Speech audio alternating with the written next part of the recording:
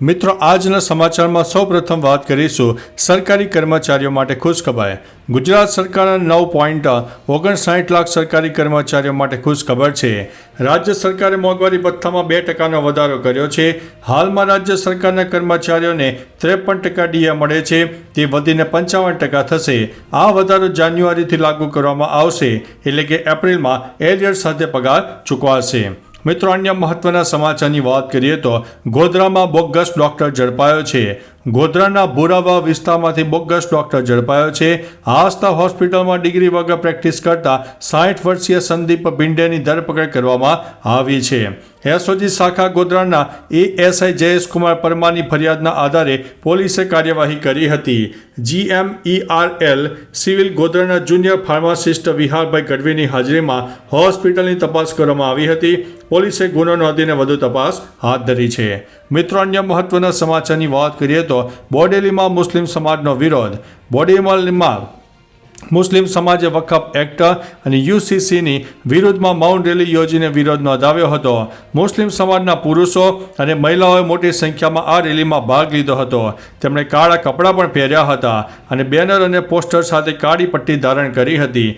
મુસ્લિમ સમાજના લોકોએ રેલી કાઢીને અલીપુરા 4 રસ્તાથી સદન સુધી પહોંચ્યા હતા। કાયદાઓની વિરુદ્ધમાં મુસ્લિમ સમાજે શાંતિપૂર્ણ રીતે પોતાનો અવાજ ઉઠાવ્યો હતો। મિત્રો અન્ય મહત્વના સમાચારની વાત કરીએ તો ઉનાળાની શરૂઆત થતાં જ પાણીની સમસ્યા। ઉનાળાની શરૂઆત થતાં જ પાણીની મુશ્કેલીઓ વધી રહી છે। વડોદરામાં આ સમસ્યા દિવસે ને દિવસે ગંભીર બની છે। હાલમાં આ સમસ્યા એટલી વિકટ બની છે કે વડોદરા કોર્પોરેશનનું પાણી પુરવઠા વિભાગ પ્રતિદિન 400 જેટલા પાણીની ટેન્કરો દ્વારા પાણી પહોંચાડવામાં આવી રહ્યું છે। ઉનાળાની શરૂઆત પૂર્વે સત્તાવાળાઓ દ્વારા પાણીની સમસ્યા સર્જાશે નહીં તેવા બણગા ફૂંક્યા હતા અને આજે શહેરની ચારેકોર પાણીની સમસ્યા સર્જાઈ રહી છે। મિત્રો અન્ય મહત્વના સમાચારની વાત કરીએ તો રાજકોટ અકસ્માત મામલે ઋષિકેશ પટેલનું નિવેદન। રાજકોટમાં સિટી બસ ચાલકે વાહનોને અડફેટ લેતા ગમખ્વાર અકસ્માત થયો। આ અકસ્માતમાં 4 લોકોના મોત થયા અને 2 લોકો ગંભીર રીતે ઇજાગ્રસ્ત થયા છે। આ ઘટના અંગે પ્રવક્તા મંત્રી ઋષિકેશ પટેલનું નિવેદન સામે આવ્યું છે। તેમણે કહ્યું છે કે ડ્રાઈવર સામે પોલીસ ફરિયાદ થઈ છે। ડ્રાઈવર બેભાન હાલતમાં છે। ભાનમાં આવશે એટલે પગલાં લેવાશે। ડ્રાઈવરના બ્લડ સેમ્પલ પણ લઈને તપાસ કરાશે।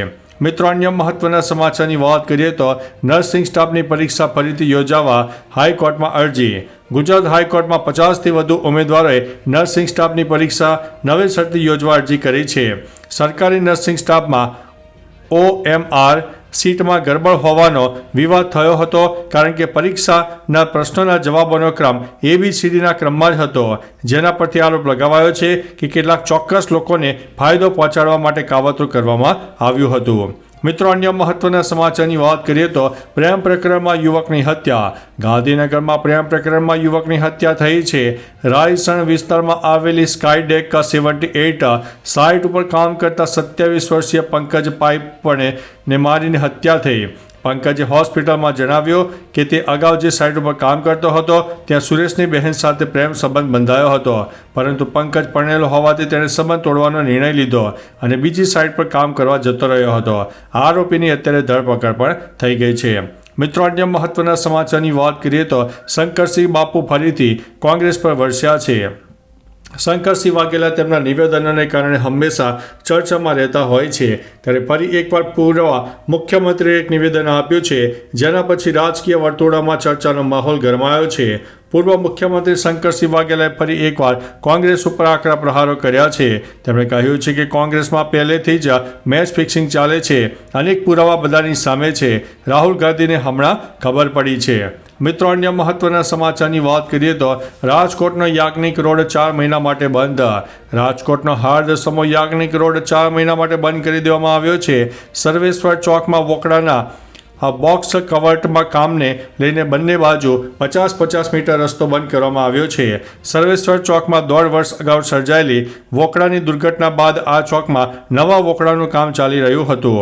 લોકહિતમાં આ કામ જરૂરી હોવાથી તેને ઝડપથી પૂર્ણ કરવાની અપીલ વેપારીઓ દ્વારા કરવામાં આવી છે। મિત્રો અન્ય મહત્વના સમાચારની વાત કરીએ તો ટ્રેનમાં ATM મશીન, નવી પહેલ લાગુ પડી છે। મુસાફરોની સુવિધા માટે મધ્ય રેલવેએ એક નવી પહેલ કરી છે। આ અંતર્ગત પાયલોટ પ્રોજેક્ટ તરીકે મુંબઈ મનવાડ પંચવટી એક્સપ્રેસમાં ATM સ્થાપિત કરવામાં આવ્યું છે। આ એટીએમ એસી કોચમાં સ્થાપિત કરવામાં આવ્યું છે, જ્યાં પહેલાં પેન્ટ્રી હતી. જો મુસાફરો ચાલતી ટ્રેનમાં મુસાફરી કરતી વખતે રોકડની જરૂર હોય તો તેઓ આ એટીએમનો ઉપયોગ કરીને રોકડ ઉપાડી શકે છે. જો આ પ્રોજેક્ટ સફળ થશે તો અન્ય ટ્રેનોમાં પણ એટીએમ લગાવી શકાશે.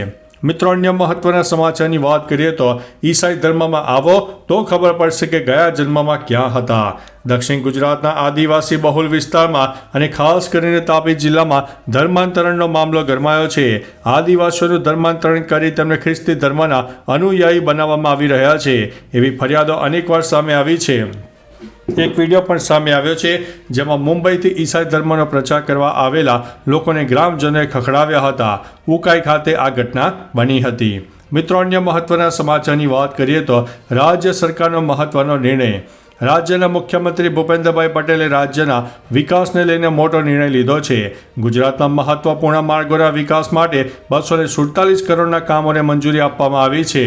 મદાવાદ, વિરમગામ, માળિયા રસ્તા પર શાંતિપુરાથી ખોરજ સેક્શનને 800 કરોડના ખર્ચે 6 લેન કરાશે. આ ઉપરાંત 76 કરોડના ખર્ચે 4 નવીન વ્હીકલ અંડરપાસની કામગીરીને મંજૂરી આપવામાં આવી છે. રીસર્ફેસ કામોની મુખ્યમંત્રીએ તલસ્પર્શી વિગતો પણ આપવામાં આવી હતી. મિત્રો, અન્ય મહત્વના સમાચારની વાત કરીએ તો રાહુલ ગાંધીએ મોડાસામાં આપ્યા છે 3 સવાલના જવાબ. મોડાસામાં કોંગ્રેસના 1200 બૂથ કાર્યકરને સ્વામિનારાયણ મંદિરના હોલ ખાતે સંબોધન કર્યું હતું. સંબોધન દરમિયાન રાહુલ ગાંધીએ કોંગ્રેસને આગામી દિવસોમાં કેવી રીતે મજબૂત કરીશું એ અંગે જણાવ્યું હતું. તેમજ કાર્યકરો દ્વારા પૂછવામાં આવેલા પ્રશ્નોના જવાબ પણ આપ્યા હતા. રાહુલ ગાંધીને પૂછાયેલા સવાલ અને તેના જવાબ પણ અનેક જોવા મળ્યા હતા. મિત્રો, અન્ય મહત્વના સમાચારની વાત કરીએ તો નાયબ મામલતદાર 10,000 રૂપિયાની લાંચ લેતા ઝડપાઈ ગયા છે. કડીમાંથી વધુ એક લાંચિયો અધિકારી ઝડપાયો છે. મહેસૂલી નાયબ મામલતદાર વિપુલ પ્રજાપતિએ ફરિયાદી પાસે 20,000 રૂપિયાની લાંચ માંગી. એસીબીએ ટ્રેપ ગોઠવીને મહેસૂલી નાયબ મામલતદારને 10,000ની લાંચ લેતા રંગે હાથે ઝડપી પાડ્યા છે.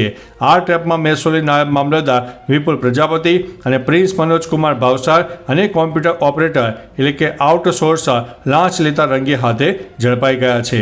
તો ચાલો મિત્રો, ફરીથી દેશ અને દુનિયાના સુપરફાસ્ટ સમાચાર લઈને મળતા રહીશો. ત્યાં સુધી અમને રજા આપશો. નમસ્તે.